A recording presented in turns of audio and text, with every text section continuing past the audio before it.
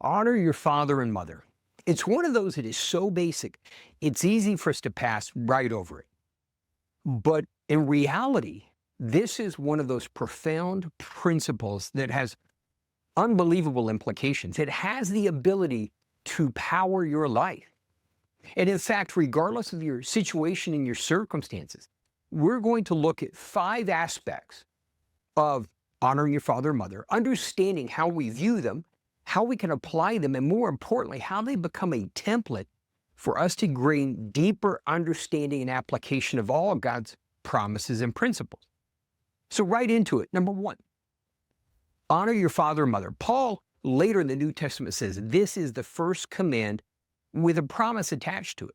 Because it goes on to say, it's various translations, you'll live long in the land, it will go well with you. Ultimately, what it's saying is you will be blessed. Honor your father and mother, and you will be blessed. It releases that supernatural blessing. And what is blessing? Consider blessing like being connected into God's power source.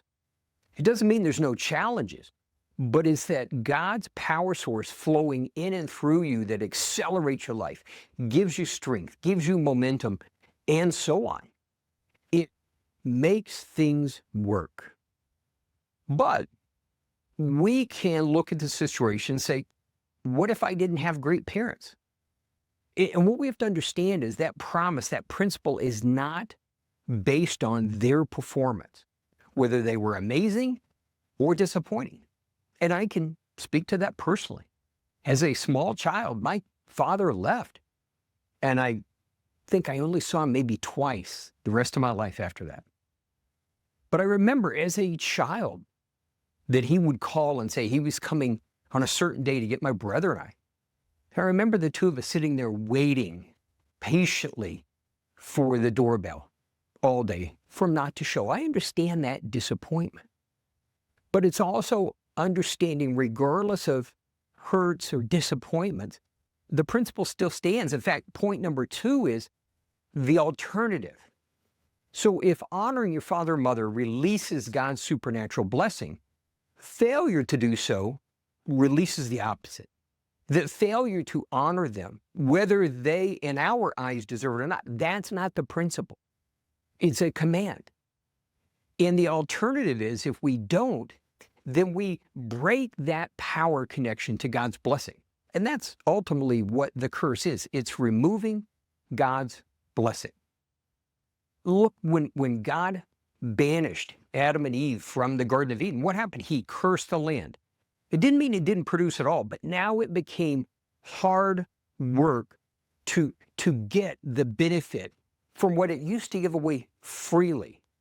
That's the curse. And that's a great way to look at the difference between the blessing and the cursing. Cursed, you work hard for what blessed comes more easily. Still requires a bit of work, but it comes more easily. But point number 3 is understanding the difference between honor and duty. And a friend of mine challenged me on this recently. He's right. How often we approach it as duty, that we're going through the motions, and remembering that everything with God at its foundation is a heart issue. And rather than just looking back at how many times maybe we just did things out of duty rather than true honoring, just taking it as a challenge moving forward, that we recognize it as a heart issue and we approach it from that standpoint. How can we bring true honor? And which leads right into point number 4. What's the broader application? That moving beyond just our natural parents, understanding that principle still applies to those spiritual parents, leaders in our lives, even in the workplace. That the same principle applies, that honoring your father or your mother, honoring those spiritual leaders in our life, the mentors, even in the business realm. And again, as we saw in point number 2, it's not about whether they are perfect, because none of us all of us will fall short. But it's about the heart issue from us and how approaching each relationship with that honoring attitude is reflective of God's heart. And again, continually reinforces and connects us to that blessing, that power source. Which leads to the final point, is understanding that, recognizing this is a template of how to approach all of God's promises and principles. That is looking back past that quick superficial and realizing how profoundly, how impactful each one is.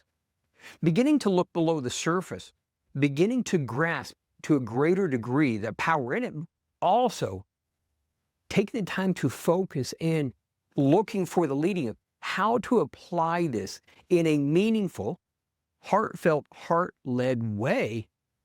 Because ultimately, remember, God is calling a generation to rise, to lead in every walk of life.